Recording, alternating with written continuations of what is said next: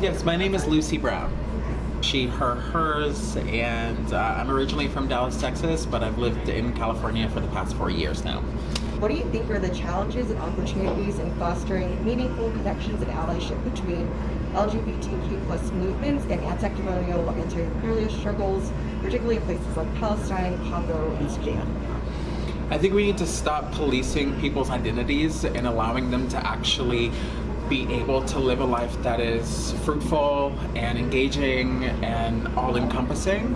I think it's kind of a shame that we aren't allowing people, like, respectfully in Palestine, the right to live their lives as much as they would like to.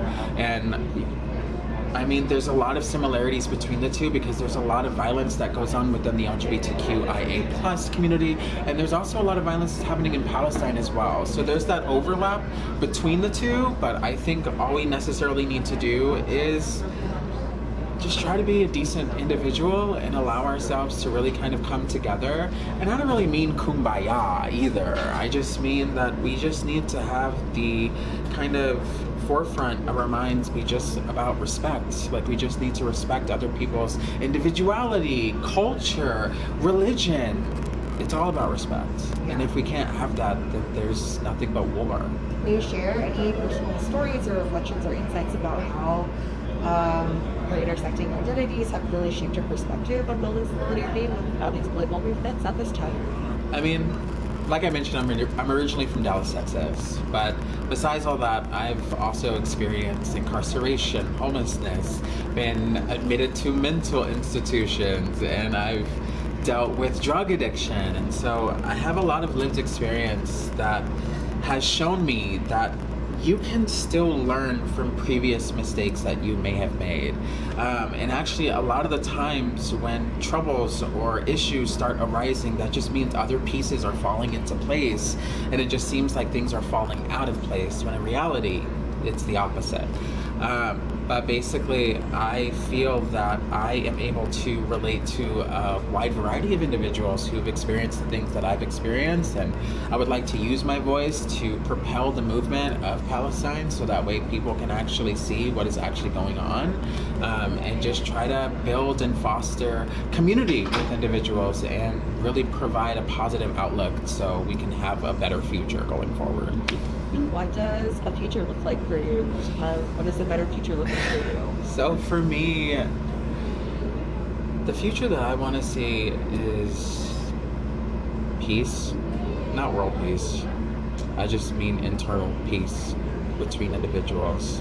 I wish we could separate ourselves from the hang-ups that we have about our lives or other people's identities, and if we could just let it all go. Hang-ups or hangers are for clothes, not for people. And at the end of the day, we all struggle with something. So why are we being hard on each other and hard on ourselves? We need to just accept the situation for what it is and try to figure out how we can come together to bridge these gaps so we can truly have a better society and a better nation. I'm curious, is there any particular moments or experiences that have helped you find that inner peace with yourself?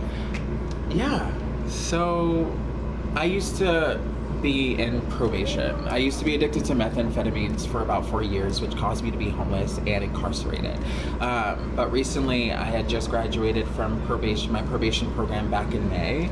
And thank you, yeah, I try not to talk about it because I'm like, ugh, but it's probation still. Like, you're still a menace to society, but still, like, but still, like, allegedly, yeah.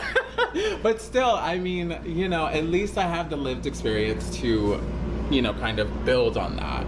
But basically what I was trying to say is being on probation gave me the foundation and the structure that I needed in order to move forward and actually build my life to where I have it now. Because I used to work at a retail job and a few retail jobs before working at APAIT, and I was able to work there because I was able to share my story and talk about the lived experiences that I do have. And now I'm able to assist the community at large by sharing my lived experiences and giving hope back to people who need it. Because that's all I want to do, is just inspire people and give them hope that you can live a life as freely as you want to, without the care or worry of other people's judgments. Fuck anyone who has a problem with the way that you live your life. Just live. And at the end of the day, I honestly feel like if they're genuine people, they probably don't care as much as you think they do. And it's only the people that have problems with things that want to speak up about it. But at the end of the day, you can't give them the power to get a rise out of you, because you're letting them win if you do that. And I'm not saying ignore them either, because you should stand up for yourself, but at the same time, you have to pick your battles and pick a place and a time. If you celebrate Pride in Orange County, how do you celebrate Pride? What do you do? What made you join? About being my big old queer self, period. Because I don't care. I am going to live freely and do whatever I please, because it is my life, not yours. You can sit in the chair and watch me do me. But I celebrate Pride by just being a genuine individual and try to be a positive light for those who need it. Because you never know who's going through dark times. So just be nice, be courageous, and be brave. Do you have any favorite Pride memories?